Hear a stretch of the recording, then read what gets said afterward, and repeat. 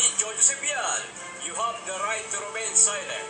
Ang programa sa radyong walang sinasanto, walang kinatatakutan, walang iurungan sa serbisyo publiko, kalaban ng mga tiwaling opisyal ng gobyerno at tumutugi sa mga salot ng lipunan. Huli ka ni Jojo Sipian.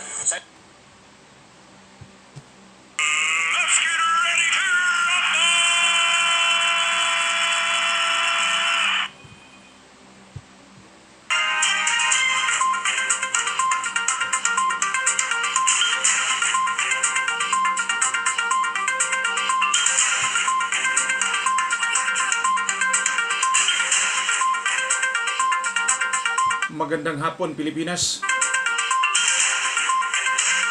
Magandang hapon Luzon. Magandang hapon Visayas. At magandang hapon Mindanao. Sa 7,000 may higit 100 isla sa buong kapuluan, isang magandang araw sa inyong lahat.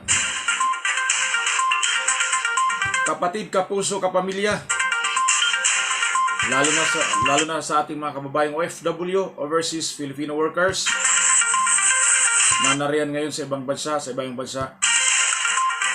At mamaya ho, pag-usapan ho natin yung pong ating mga kababayan na mga medical workers na nais pong dahil pinahintulutan na po ng ating Pangulo, yung pong may mga bago ho magpandemya, may mga kontrata ho sila sa ibang bansa, ay pinapayagan na silang makaalis. Magandang balita yan, mamaya pag-usapan natin. Araw ho ng Martes ngayon, sa buwan ng Setyembre 22, 2020. Jojo Sibial po ang inyong lingkod sa umagang ito, para po sa palatuntunang huli ka ni Jojo Sibial.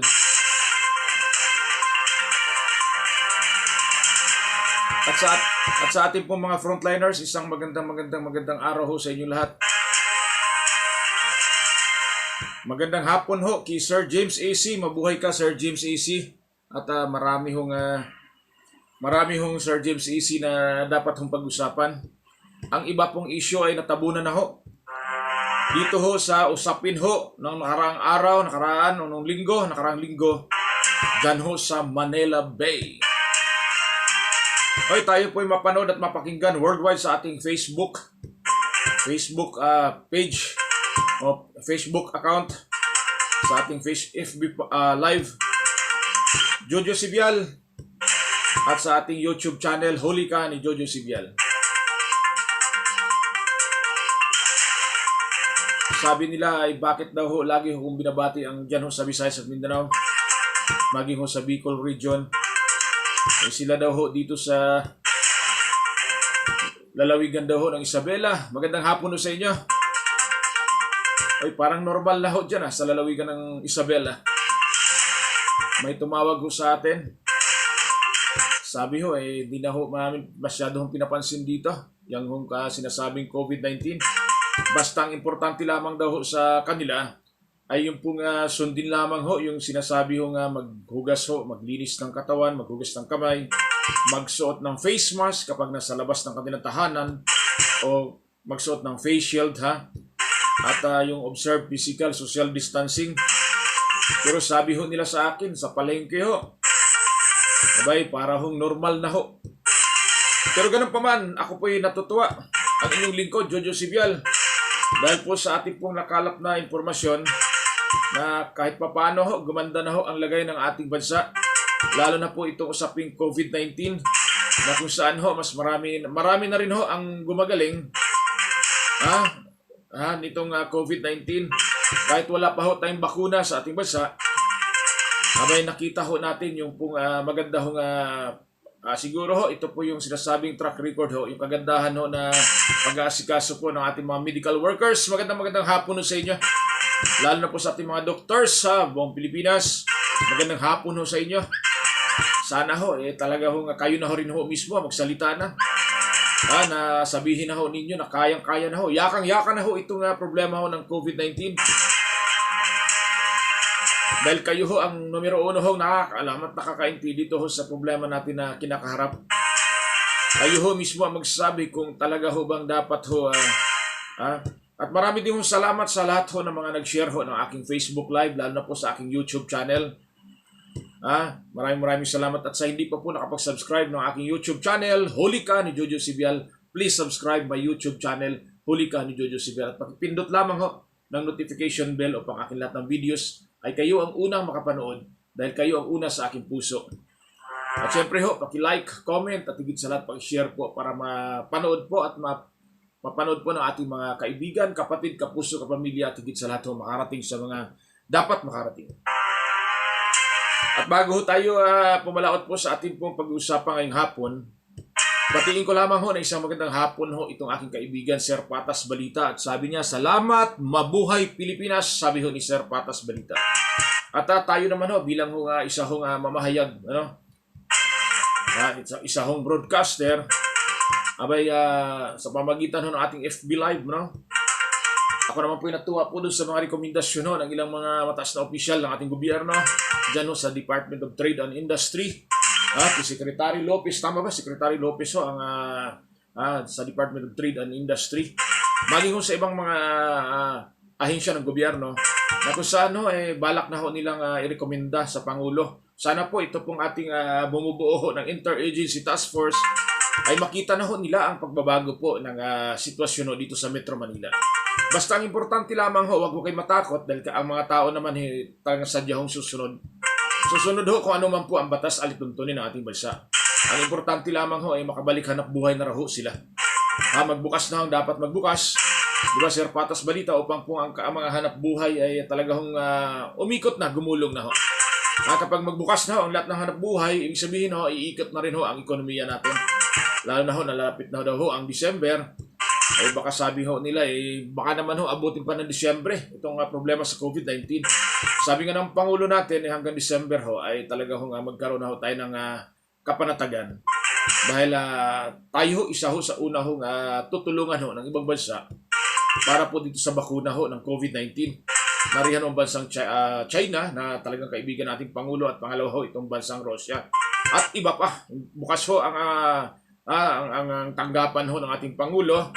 Bukas po ang Pangulo natin para po sa iba pong rekomendasyon para po dyan sa bakuna ho, vaccine ng Coronavirus Disease 2019 o COVID-19 ho. At magandang hapon ho kay Ma'am Villarreal. Good afternoon po, Sir Jojo. Stay safe po. Always. Thank you so much, Ma'am. Sana po makabalik na tayo sa normal upang po kayo din mabasbawasan na rin ho ang inyong paghihirap bilang ho isang mga volunteers ho sa gabi. Yung grupo ho ng KNT at iba pang mga grupo ho na nariyan ho upang maglingkod, magserbisyo sa tawag ho ng tungkulin upang makatulong ho sa ating mga kababayan, lalo na po sa ating komunidad. Dahil nga po hindi sapat ho ang hanay po ng ating kapulisan, kasundaluhan at maging ho ating mga LGUs. Sa dami ho ng populasyon ng ating bansa ay kailangan ho sila ng katuwang. Kaya mabuhay ho at nariyan ho ang ating mga kasamahan ng mga volunteers ho. At syempre ho, isang magandang hapon ho sa lahat ho ng hanay ho ng media. Magandang hapon ho sa inyo, kasama ho ang online news, worldwide, nationwide. Magandang hapon ho, magandang araw ho sa inyo lahat. At sabi ho ni Ma'am Villarreal, pa-shoutout po sa KNT ng masipag mag-duty gabi-gabi. Lalong na kay Sir JC Abilia Safra. Salamat po. Yan po si Sir JC Abilia Safra. Mabuhay ho kayo, KNT.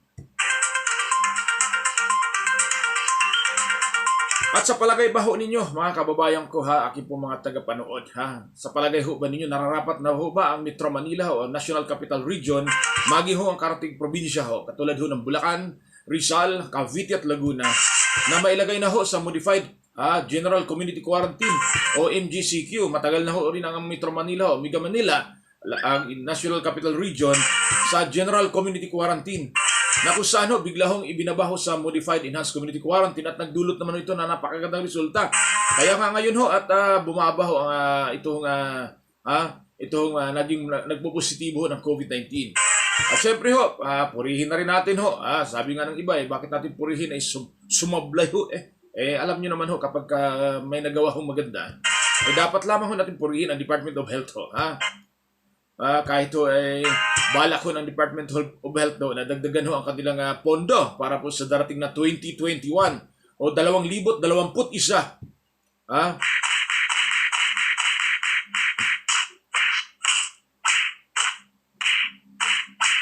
Yan ho ang ating yan ho ang mga isa ho sa mga budget hearing ho na napanood ho ng inyong lingkod ho na naiso nila taasan ang kanilang budget ho sa darating na 2021.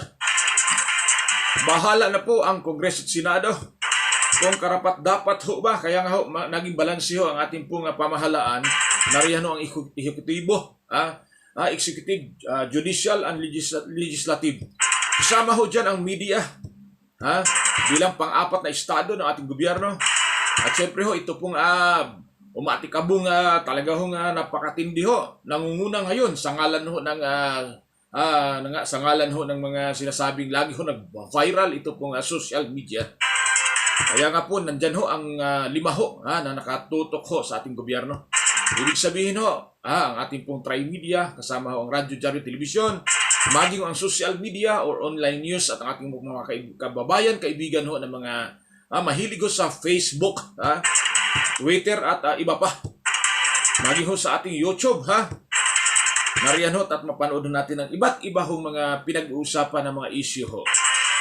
Minsan ho, ginawa ho katatawa ho ng iba ho nating mga kababayan. Kaya nga sabi ho nila, yun ho bang mga nailabas ho sa ating pong social media ng mga balita ay totoo po ba, Ka-Jojo? Sabi ko naman sa kanila ay nasa inyo na po yan kung kayo ay maniwala doon sa mga balita ho na nasa social media. Dahil ang social media ho, wala, isa lamang ho ang bali ho, pagka nagka-problema ka ho dyan, yun po sinasabi nila ho, cyber libel. Pero dito ho sa hanay ng media ho, yung sinasabi yung radyo, dyaryo, television, abay ikaw ho, kapag ikaw ay nagbigay ho ng balita dito sa pagiging pagsusulat, pagiging columnist, na tinatawag nila columnist, di ba? Reporter ho ng pahayagan, abay sasalain ho ng husto yan ang kanila pong editor at tatanungin ho yung sinusulat, lalo na po pag yan ay komentaryo. Yan ba'y tama ho ba itong inyong binabalita? Ganun ho ka-stricto ho ang pahayagan ho ng dyaryo ho, sa hanay ng dyaryo. Ganun din ho sa hanay ho ng radyo. Kahit ho sarili mong programa ho yan, sarili mong production ho yan, tinatawag black timer o ikaw ay direkta ho, na minamanage ho ng management ho, may-ari ho ng radio station ho. Abay mayroon ho kayong sinusunod ho na dyan ho sa KBP, no? At ang inyong lingkod ho, membro din ho dyan. Magandang hapon at medyo namamalat ho ang inyong lingkod, Magandang hapon din ho kay Louie Gonzales, dyan ho sa lalawigan ho ng Cavite. Ayan ho ang isa ho sa mga lalo na ho sa hanay ho ng TV ho, na lalo mas mahirap ho yun. Hindi ho basta-basta mailabas ho yan. Ang mga balitang gano'n. Na wala ho silang pinagkukunan na basihan. Nariyan ho yung mga videos, kanila ho mga dokumento na dapat ho nilang ilabas yan. Yung mga ganyang mga balita ho. Dito ho sa social media, hindi ko sinasabing hindi totoo. Dahil katulad ho nito, Facebook Live ho tayo, nandito ho tayo sa social media. Ibig sabihin ho, tayo din ho, hinimay-himay din ho natin ito ng mabuti. Bilang ho, pag-respect, paggalang ho, dun po sa balansi at makatao, makabayan at makadiyos na palatuntunan. Yan ho ang ating pong layunin ho, dito ho sa ating palatuntunan ho. Mahirap ho gumawa ng istorya, magawa ho ng kwento upang manira ho tayo ng ating kapwa. Lalo na po itong mga nakaupo sa pwesto. Lahat ho ng ating pinag-usapan ay may hugot ho ito. Ibig sabihin ho, nanggaling ho ito dun sa mga issue na iba't ibang pinag-uusapan. Katulad ho dyan sa mababang kapulungan o sa Kongreso ho, na may umuugong hong, sabi ho nila kailangan na ho palitan ang House Speaker o si Speaker Alan Peter Cayetano. Pero ho, si Pangulong Duterte, distansya ho dyan sa usapin na yan. Dahil ayaw ho panghimasukan ng ating Pangulo yung ganyang usapin. Dahil nga ho siya bilang isang pangulo at abogado ho, ginagalang niya ho ang mga damdamin, ang karapatan, ang trabaho ng mga nasa mababang kapulungan o nasa Kongreso ho. Ang ating mga congressman nationwide, maging party list ka man o maging distrito ka man, yan ho paggalang ho sa kanila. Ang Kongreso ho natin, sila ho yung mga gumagawa at nagrebisa ho ng batas. Sila ho yung gumawa upang maisabotas at may patupad ho sa ating pong mga law enforcement agencies. Lalo na ho sa korte ho, yan ho ang binabasihan ho ng mga korte. No? Yung sinasabi ho yan ho sa judicial ho. Na kung ano ho yung batas natin na binuo ho nitong Kongreso at Senado, maging ho sa iba pang katulad ho ng mga panahon, meron tayong mga tinatawag na assemblyman. Diba? Yung mga constitutional, ano ba tawag nito? Yung sila ho, binago ho nila o inayos ho nila noong 1987, ang ating pong konstitusyon noong nakaraang 1987 ho. Nagkaroon ho ng konting adjustment ho ron, na kung saan ho talaga hong pabor ho para sa ating mamamayan sa bansang Pilipinas. Nariyan ho ang paggalang ho sa karapatang pantao, lalo na po sa sinasabi hong boses ho ng mamamayan. Kasama na rin ho itong ating mga mamamayan. Freedom of expression, freedom of speech. Nariyan ho yan at ginagalang ho yan ang ating pong batas. Yung mga binabanggit ko. At kung sakali man ho may mga kulang ho dun sa aking pong mga sinasabi, iminsahe ho ninyo ako upang pong pag-usapan ho natin. Dahil nga mainit ho ngayon na usap-usapan.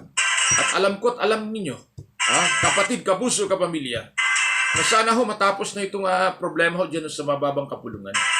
Yan ho ang sinasabi ko ho, marami ho talagang nagkakasubukan ang pagkakaibigan.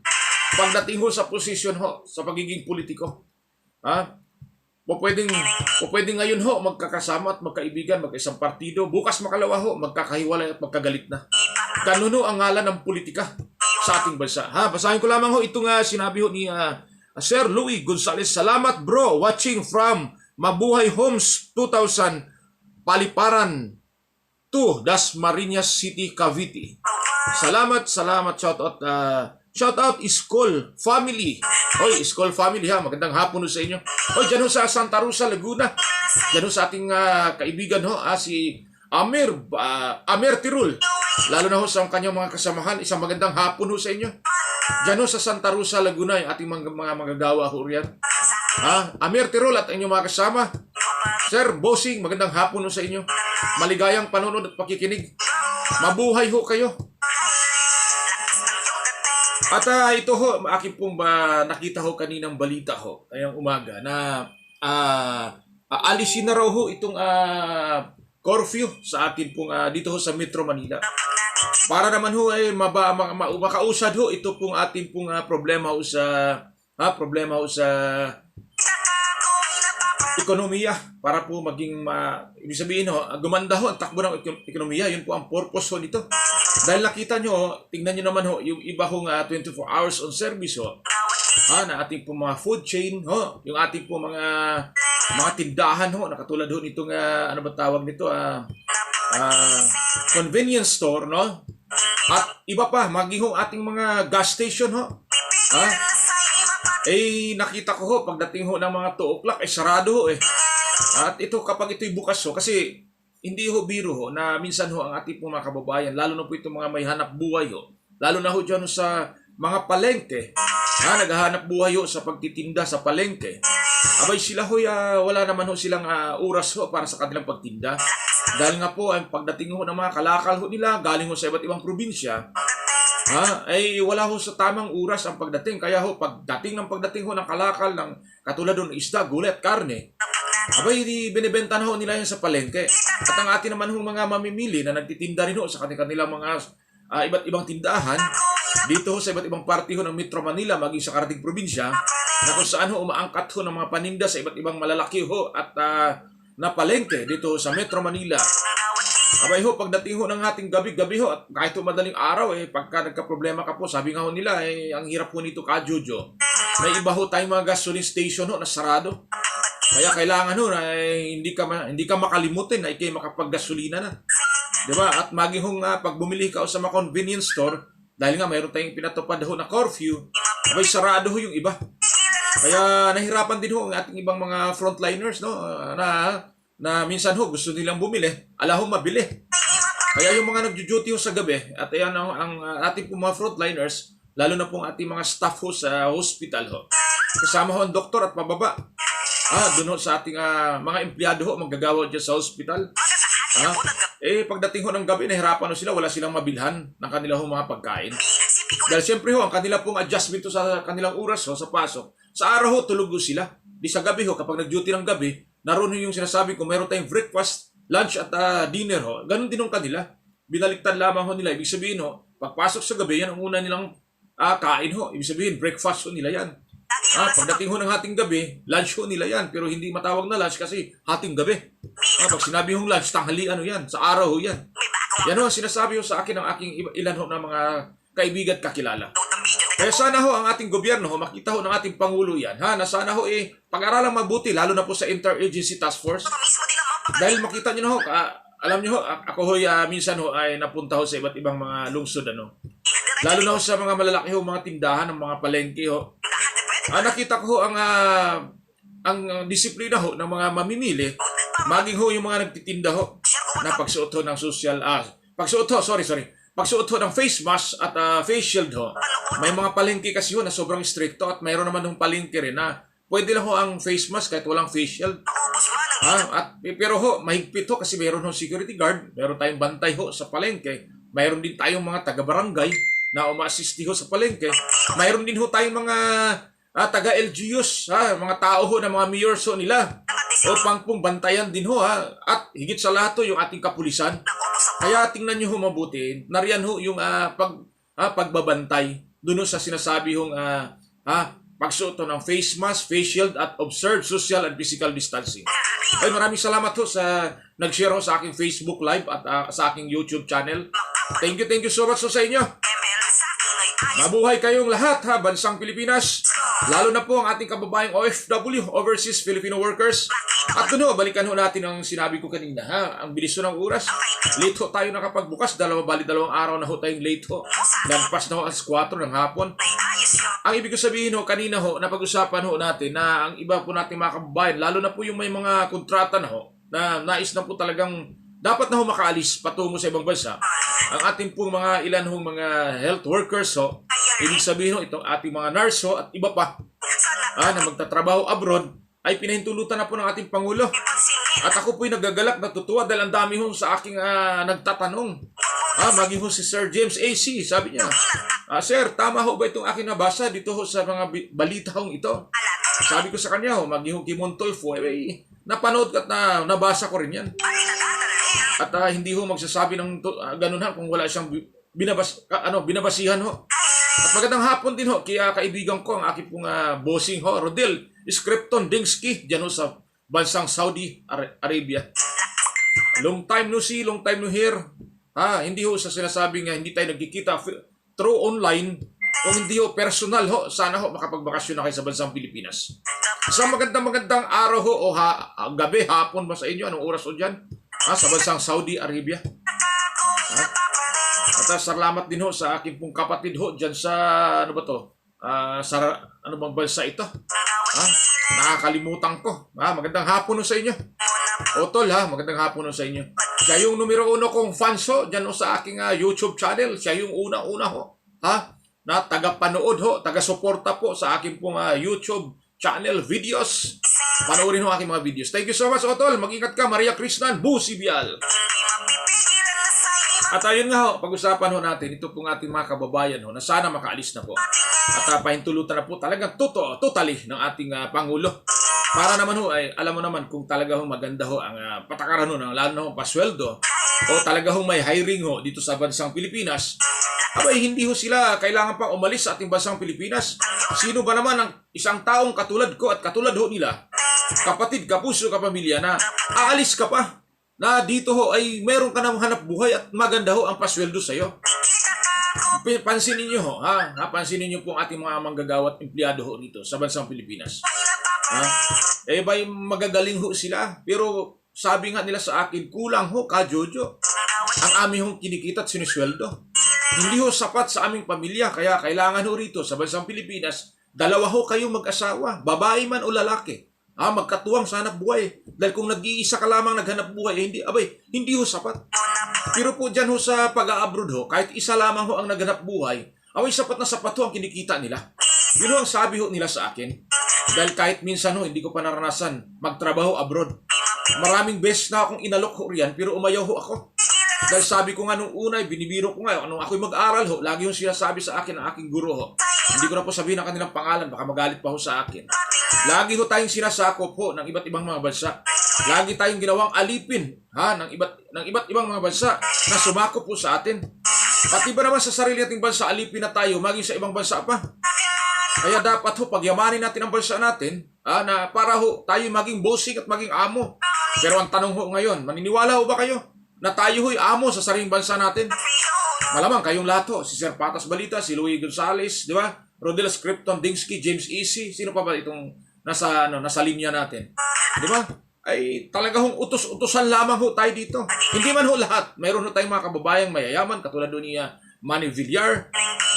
Pero iilan lamang ho sila na purong Pinoy ho. Tama ba purong Pinoy ito? Si dating senador, Manny Villar. Ang asawa ho ni Senadora Cynthia Villar. Yan ho ang ating pong pag-usapan ngayong hapon ito. At marami po salamat sa nagbigay ho sa akin ng mensaheng ito na sabi nga ho nila sa akin marami pong salamat. Sana po ang Interagency Task Force na kung saan yan po ang binabasihan po ng ating Pangulo. Kaya sabi ko nga dapat ho ang inilagay talaga ng Pangulo natin. Ang problema ho, sabi nila, ang problema ho ka Jojo, sir, halos sa mga retiradong general ho ang inilagay ho sa pwesto. Ang tanong ho nila, hindi naman namin ho miniminos ang kanilang kakayahan, magaling at mga general ho yan. Sila ba'y kabisado ho ba nila ang posisyon na ibinigay sa kanila? Diba, sabi nga ho, katulad ho dyan sa PhilHealth ho, inilagay ho yung dati pong NBI director na isang abogado. Ang PhilHealth ho, ang profession na dapat dyan ay isa hong mga medical practitioner. Pero ganun pa man ho, mayroon din ho tayong mga medical practitioner na sablay naman ho sa kanilang posisyon na inilagay ho diyan. Diba? Kaya, observe lang tayo.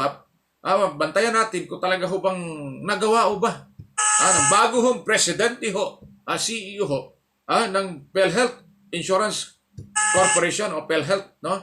At sabi nga ho nila, dahil daw ho sa Manila Bay, at iwas po sa ho ang mayor ho ng Manila ho, si Mayor Isko Moreno. Sabi ho ng aking pong mga nakabalitaktakan ho dito po sa aking pong messenger na parang mukha yatang naghugas kamay daw ho si Mayor Isko.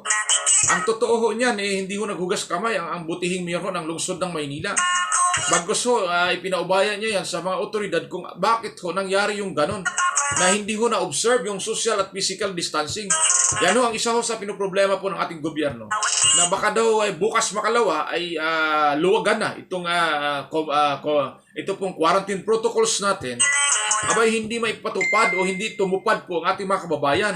Kaya ako po'y nanawagan sa inyo na isipin ho ninyo, napakaganda ho talagang puntahan ang Manila Bay dahil po sa sinasabing malaburakay na buhangin o malaburakay na view, lalo na po sa alam mo naman yung sunset ho dyan ang hinahabol ho natin noong mga panahon.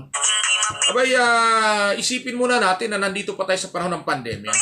Kapag okay na ang lahat, relax na ang lahat, kahit humagsiksikan tayo, abay, wala hong problema. Pero sa panahon ngayon, na hanggat ngayon ay wala pa ho tayong bakuna o vaccine hong nakukuha ho, abay, sundin ho natin muna. Diba?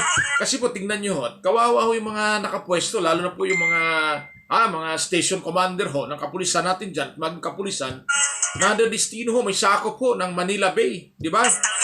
Sila ho, unahong tinamaan ito. Pangalawa ho, yung ating mga LGUs at siyempre ho, ang DNR, dapat ho, naglagay din ho sila ng kanila ho mga tinatawag nito. Ano ba tawag nito? Marshal, di ba?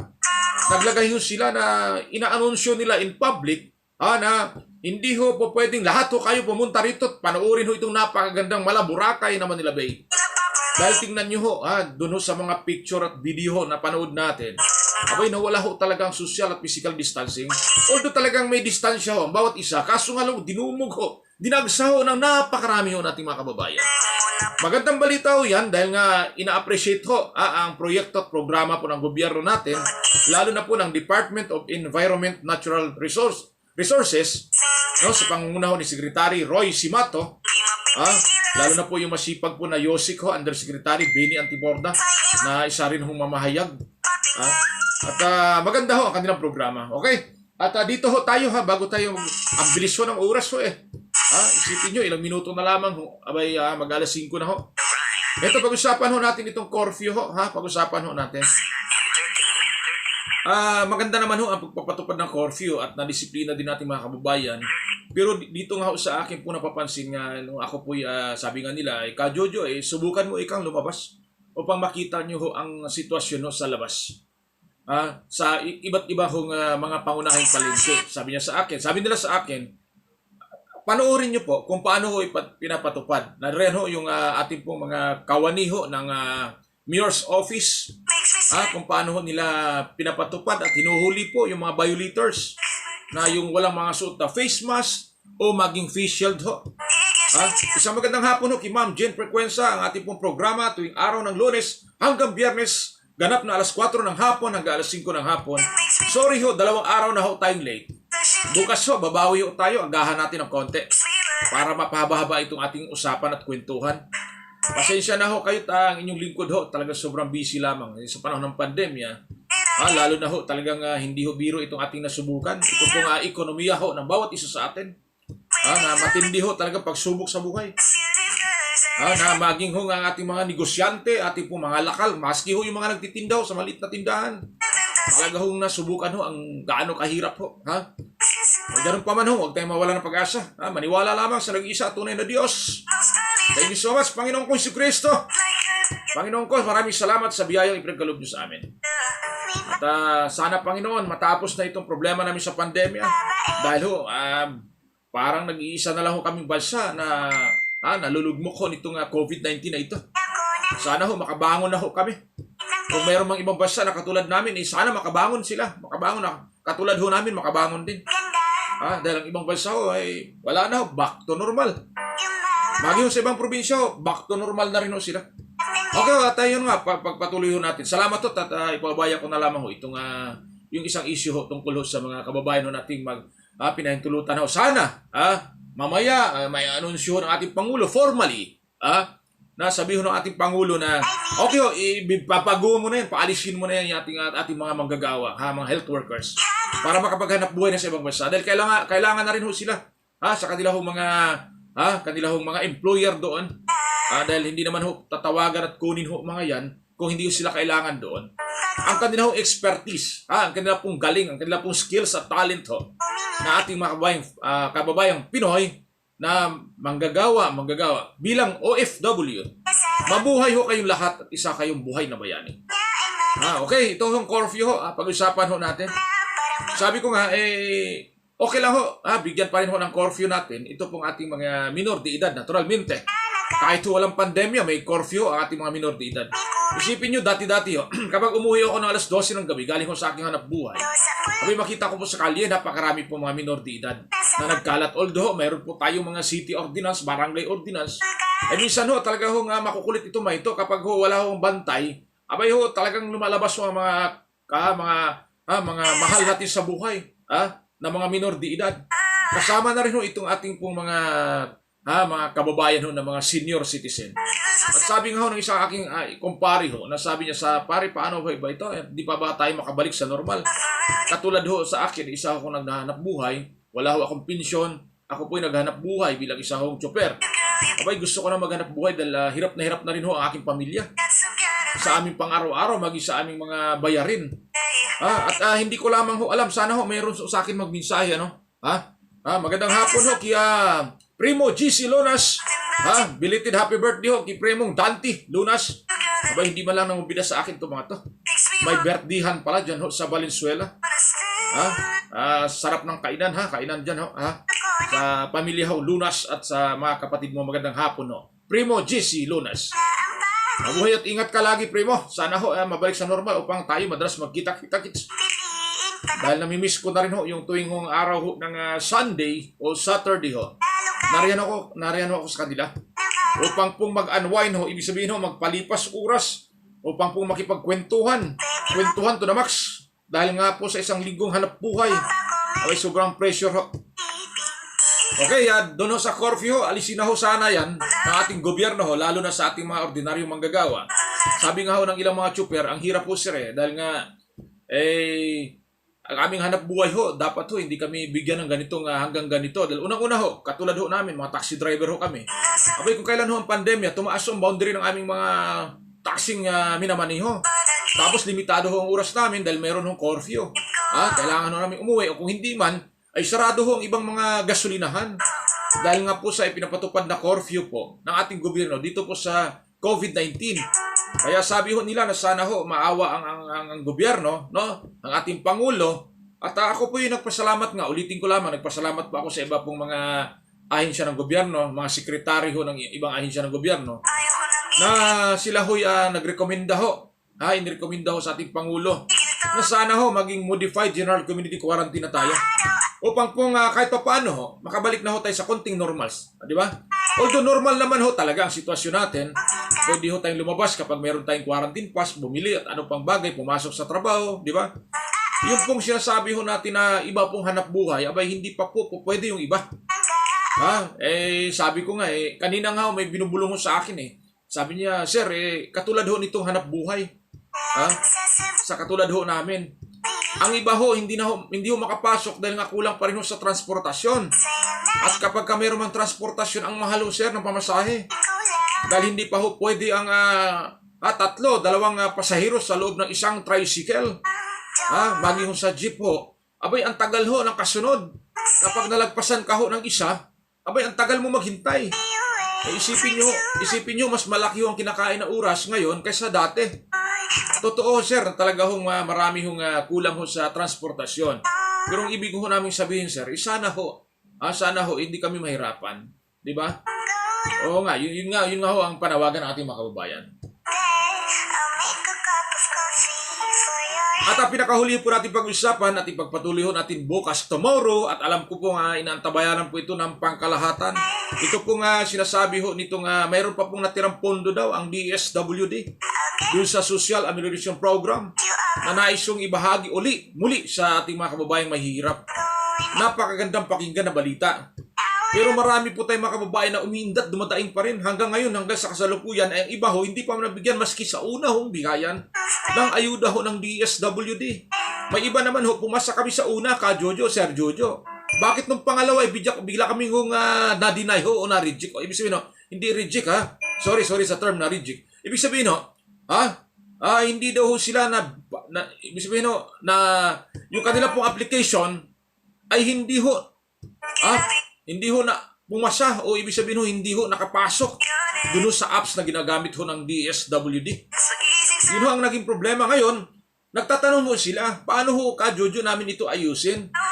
Dahil isipin nyo ho, September na ho, sa sunod na linggo, mag-Oktobre na. Sabi nila sa akin, saan ho ba ang tanggapan head office ng DSWD? Para puntahan na lang namin ho at tatanungin namin. Dahil pag tinanong ho namin sa aming barangay, abay ang sabi ho ng mga kabarangay o ng barangay official, maghintay lamang ho kayo. Yun ho ang sabi nila, maghintay. Abay sabi nila, sanay ho kami maghintay. Ay ang tanong ho, September na ho, mag-Oktobre na. Hanggang kailan kami maghintay? Yan ho ang panawagan ho ng ating mga kababayan. Diyan ho sa Social Amelioration Program. Okay, maraming salamat. Bukas po pag-usapan natin yan at hahanap lamang ho tayo ng magandang balita tungkol ho dyan dahil may mga ibang pong barangay dito ho sa Metro Manila, lalo na ho sa Caloocan City, na ipinapatawag na ho, ipinopost na po sa kanilang barangay ng mga LGUs ho natin, ang mga kababayan natin na hindi pa nakatanggap ng Social Amelioration Program. At ang karamihan ho doon, kumbaga sa pag-apply ho ay bagsak. Kumbaga sa pag-apply ng trabaho ay bagsak ho. Kaya yun na, pag-usapan ho natin yan bukas. Kukuha lamang ho tayo ng mga ibang iilan hong detalye para po naman tatalakayin natin. Sana ho makakuha tayo ng detalye na maganda. Dahil nga para po naman para sa kabutihan ito ng lahat. Para alam nila kung paano ho ang dapat gawin. Tanong nga sa akin pupunta na lang ho kami sa head office ng DSWD. Kako kayong bahala. Basta ang importante ho dapat ho magtanong din ho kayo sa inyong barangay o maging sa LGUs din. Okay, hanggang dito na lamang ho at tumatawag ang kaibigan si Nasal Forte. Hanggang dito na lamang sa magandang hapon ho. Alas 5 ng hapon na ho. At lagpas ho at malapit ho. Insakto ho ito sa oras ho. Ha? Michael Mendoza, sir. Michael Mendoza, magandang hapon ho. Kita-kits ho tayo sa Sabado. Okay. Maraming salamat ho. At paalala lamang ho, uli ako sa inyo bilang ho aking tungkulin ito. Bilang sa akin pong hanap buhay. Paalala ko lamang ho, kung di naman kayo kailangan lumabas ng tahanan, stay at home ho tayo to save lives ho. Ang tabayaran ho natin ang iba pa mga update ho, detalyo sa ating pong mga balita bukas para po sa sana ho ma-ideklara na ang ating Pangulo ito pong 22 ho hanggang sa mga darating pang mga araw, buwan na maging hong MGCQ. Yan po ang dalangin ng aking ilang mga kaibigan. Hindi lang ho nila ako mapanood ngayon dahil sa oras ho na alanganin ho daw sila. Nasanay ho sila sa tuwing umaga ho, alas 6 ng umaga, pero nilipat ko po ng alas 4 ng hapon ng alas 5. Anyway, masasanay din ho tayo dito sa oras na ito. Isang magandang araw muli sa inyong lahat, isang magandang hapon ho. Stay at home, stay safe ho tayo to save lives naman ha. Joel Lacandula, sir, magandang hapon ho sa inyo. At syempre ho, maghugas ho tayo ng ating kamay, maglinis ng ating katawan, magsuot ng face mask kapag lumabas tayo ng tahanan, magsuot ng face shield pag sumakay tayo ng mga pampublikong sasakyan. At sabi ho ni Sir Joel Lacandula, good PM Sir Jojo, magandang hapon din Sir Joel Lacandula, sir. At late na ho sir, at tayo magtatapos ng ating palatuntunan. Maraming po salamat sa inyo. Alam ko marami pang mga pahabol dyan. Pagkatapos kasi nito, nire-revisa ko po yung viewers ko po at mga nag-comment sa akin. Ang dami pong hindi po nakapasok agad hanggang sa ako nagtapos. Pasensya na po, pero tandaan ninyo lagi, kayo ang una sa aking puso. Isang magandang hapon sa inyo. Maghugas ng kamay, magsuot ng face mask o face shield, observe social at physical distancing. Sama-sama tayong manalangin upang pong ang ating Pangulo ng bansa natin, si Pangulong Rodrigo Roa Duterte, ay sasabihin niya na po ang deklarasyon na Modified General Community Quarantine dito ho sa Metro Manila at Carating Probinsya. Para po naman makausad na po ang iba pong mga hanap buhay. Sana po di tayo makalimutan sa iba nating mga kaibigang mga negosyante. Na maalala tayo. Maraming salamat po sa inyo Dagang salamat, Visayas Mindanao. Diyos Mabalos Bicolanos. At maraming salamat Pilipinas, lalo na po dyan ho sa ating mga kababayang Ilocano, dyan ho sa Region 1, Region 2, sa Pangasinan ho. Magandang hapon ho sa inyo, maraming salamat mga Ilocano ho. At sabi ho ni Sir Joel Lacandula, God bless Sir Jojo, panalangin ang importante kay Lord. Thank you so much. Tama ka sir. Suporta lamang ho tayo sa ating gobyerno. Minsan ho talaga ho tayo nakakapagsabi ho ng hindi ho, ibig sabihin ho, nakapag-comment ho tayo sa gobyerno, naturalmente lamang ho yan bilang isang tao. Karapatan ho natin mag-comment, basta importante ho, sino man ang nakaupo, sino man ang nasa posisyon ngayon, suportahan natin para makapag-move on at maging maganda at maayos ang takbo ng ating pamahalaan. Di ba? Ganun lamang ho yan. Ginusto ho natin yan. 6 na taon magserbisyo ang ating Pangulo. Suportahan natin ang ating Pangulo. Pangulong Rodrigo Roa Duterte. Mag-ingat kayo, Pangulo, at stay safe always, Pangulo. At syempre ho, Diyos mabalos at mabuhay ang masang Pilipino. God bless. To God be the glory. Kita-kits tayo tomorrow sa ganitong oras, ganitong lugar. Thank you so much. Mabuhay ang bansang Pilipinas at mabuhay kayo. Lalo ng ating mga kababayang OFW at mga frontliners. Thank you. God bless. At isang magandang hapon muli sa inyong lahat. See you tomorrow.